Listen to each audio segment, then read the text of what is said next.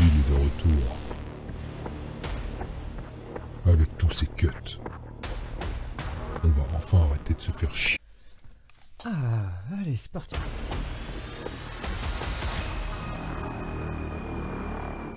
Putain, c'est vrai que c'est chiant. L'ensemble du marché des cryptos a plutôt bien résisté contrairement au marché traditionnel dans un contexte gravissime que tout le monde connaît en Ukraine. Tout va bien sur le marché des cryptos pour le moment, même s'il manque encore quelques éléments, on va le voir ensemble, et ce pour pouvoir être beaucoup plus optimiste pour la suite. Le spectre qui règne, c'est la réglementation, que ce soit en provenance des États-Unis mais également en Europe. Visiblement, c'est pas un argument suffisant pour baisser les bras. Quel est le contexte? Quelles sont les dernières news et les grandes tendances? Et c'est maintenant, comme tous les mercredis, ici, même si c'est vrai qu'on en parle quand même dans le débrief hebdo dimanche. Dans un premier temps, les cryptos ont profité de ce statut de valeur refuge. Non, pas vraiment, c'est plutôt d'une alternative temporaire avec la chute du rouble russe. Bon alors apparemment il y en a plein qui préféraient le tableau blanc que les graphiques incrustés parce que c'était plus naturel et tout. Bah voilà, alors l'USD RUB, ça fait à peu près, alors comme ça, comme ça, comme ça, et là ça fait comme ça. Voilà. C'est bon, vous êtes content? Ce qui pour autant n'a pas encore remis en question les tendances dans lesquelles nous sommes depuis maintenant un petit moment. La Banque Centrale Européenne travaille sur un projet de réglementation. On en saura peut-être plus jeudi, c'est-à-dire demain, puisque Christine Lagarde, présidente de la Banque Centrale Européenne, va s'exprimer notamment sur ses taux directeurs et sur ses perspectives de politique monétaire. Et peut-être elle apportera quelques détails au sujet de son projet de réglementation qui s'appelle MiCA. Alors, le 25 février, Christine y est allée quand même un peu fort. Ah, le Bitcoin, un peu dans le viseur. Oui, parce que le Bitcoin pourrait être, je cite, un moyen criminel de contourner les sanctions imposées par l'OTAN. Alors ça fait un petit moment que la Banque Centrale Européenne travaille sur ce projet, mais que le contexte actuel incite à accélérer un peu la dynamique. Rendez-vous le 14 mars où aura lieu un premier vote. Alors, le projet a déjà été revu plusieurs fois, elle a enlevé notamment une ligne qui concernait le minage. Il n'y aura plus la fameuse limitation des services qui font usage de crypto-monnaies utilisant la preuve de travail. Autrement dit, le minage, ça dégage. En plus, ça rime, c'est pour moi. Ça va? Tout le monde est OK? On arrête de miner les cryptos? C'est bon? On vote? Ouais, moi. Autant te dire que ça passe moyen. Concrètement, ça concernerait surtout les PSAN pour exiger une certaine conformité un peu plus rigoureuse, notamment dans la conservation des cryptos de leurs clients. Alors, ça concerne l'Europe. Pour résumer, c'était plutôt inquiétant hier, ça l'est un peu moins aujourd'hui et on en saura plus demain. Cette semaine, nous aurons également les États-Unis au travers de Joe Biden et de cette réglementation au sujet des cryptos. Avec l'aide de la secrétaire au Trésor aux États-Unis, Janet Yellen, ça devrait concerner plus l'impact sur l'environnement. Et la seule chose que je peux dire a priori, c'est qu'ils vont travailler ensemble pour se poser des questions et éventuellement commencer à accélérer la cadence sur une monnaie numérique. Jusque-là, on est plutôt dans la bonne nouvelle que dans la mauvaise. En plus de ça, ils ont fait un petit misclick, c'est-à-dire qu'ils ont publié la déclaration en disant non, mais en fait, c'est demain qu'il faut la publier avant de la supprimer. Bon, le but étant d'évoquer tous les risques liés à la finance illicite, protéger les consommateurs et les investisseurs et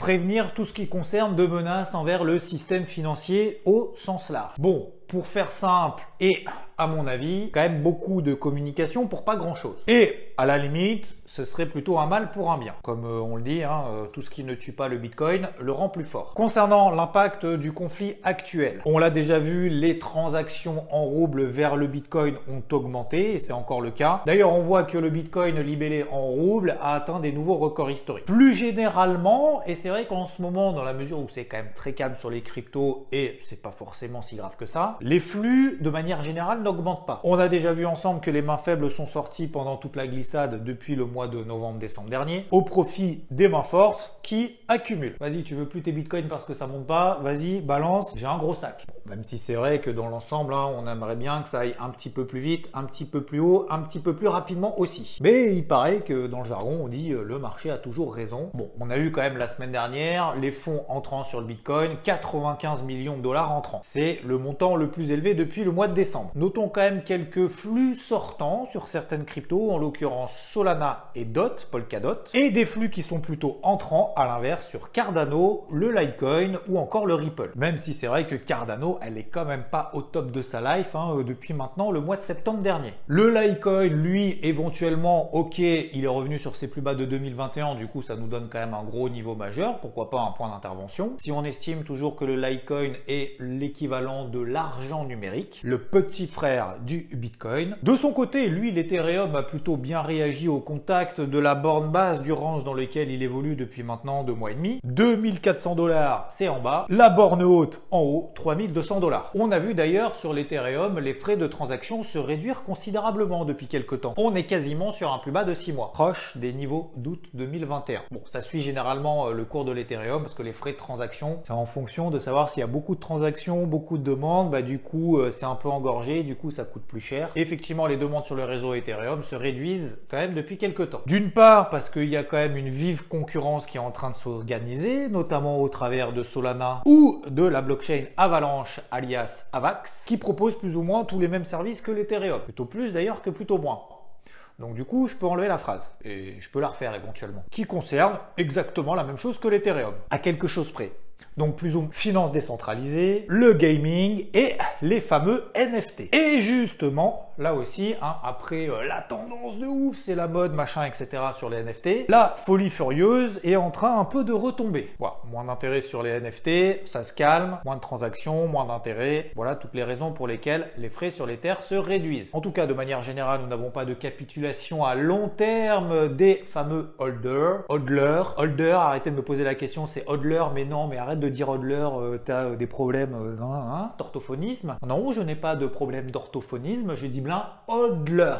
À l'inverse des court-termistes qui galèrent un peu, ce qui est quand même relativement logique, étant donné qu'on est dans une grosse phase de range. On a beaucoup d'altcoins qui sont plus en train de travailler leur borne basse que leur borne haute, se font lessiver en fait tout simplement, mais avec modération. Bon, pour être un petit peu plus sérieux, c'est vrai que c'est pas forcément une période facile, loin de là, et on va pas s'en cacher, on va pas s'emballer.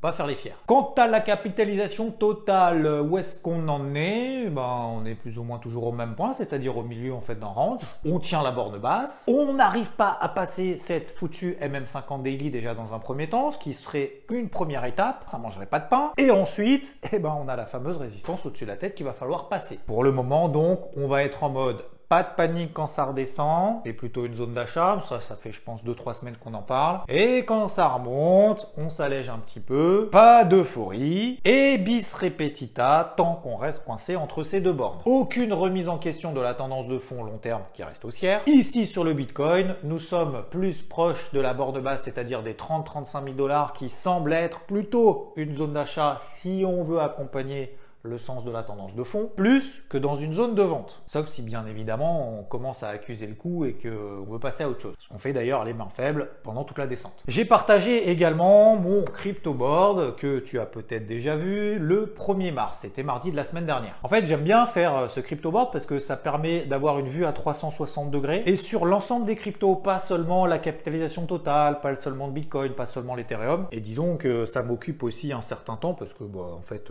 je m'ennuie et du coup je mets tout en forme et tout, voilà, comme ça j'y passe la journée quoi. C'est bien, c'est pratique. Je devrais peut-être en faire un tous les jours, tiens. Ce qui permet justement dans ce type de situation un peu rangy de travailler certaines cryptos qui s'approchent des bornes basses de leur range, comme par exemple Solana qui a atteint les 80 $, depuis elle a pris plus de 10%. La même chose sur l'Ethereum d'ailleurs, on a parlé tout à l'heure, ou encore Matic. Ça c'est bien évidemment si l'on est actif dans ce type de période, ce qui n'est pas forcément évident encore une fois. C'est destiné à faire des opérations de court terme. Certes, ça semble comme ça un peu délicat, un peu compliqué, voire peut-être même dangereux de se surexposer parce qu'on n'est pas certain, bien entendu, que les gros supports ne lâchent pas à un moment donné. Mais ça permet de travailler ça psychologie, d'avoir un rythme constant et tous les jours de se placer des alertes, de continuer à travailler son portefeuille sur une petite poche active et surtout d'avoir cette constance, je sais, je l'ai déjà dit mais je le redis, je m'en fous, de surveillance des marchés. Parce que généralement, quand on relâche la garde, c'est là qu'il se passe quelque chose sur les marchés. Je sais pas si ça te le fait, mais moi en tout cas ça me le fait. Donc maintenant, c'est du H24. Et aussi, au-delà de la psychologie, c'est la technique, donc la mise en application de plans. Respecter son management, de continuer à bosser, d'apprendre des trucs, même si encore une fois, on va pas se le cacher, c'est loin d'être évident. Donc,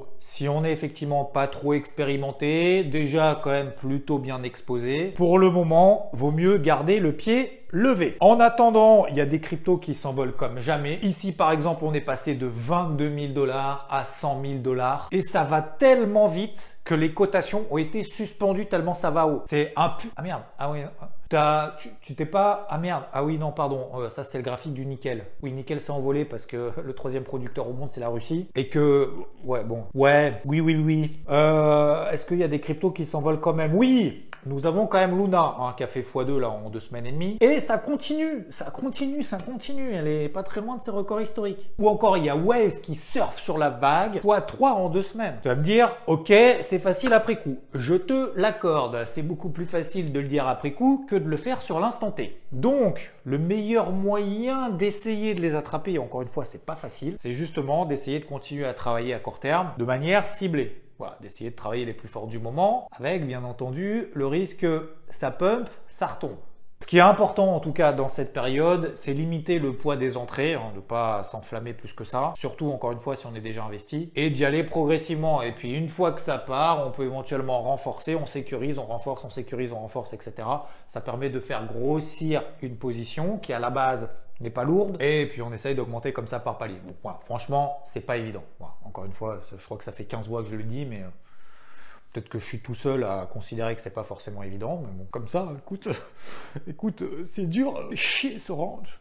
Ça me casse les... En gros, pas de panique après avoir bien réagi sur les bornes basses de ces ranges, pas d'euphorie lorsqu'on arrive en haut, malgré toute la tournure positive qui est en train de se mettre en place, en tout cas au moins à court terme. Allez, on va pas tourner autour du pot, c'est l'heure du like si c'est possible de ton côté et je t'en remercie. Maintenant que ça vient d'être fait, repos et je te dis à très vite. Ciao!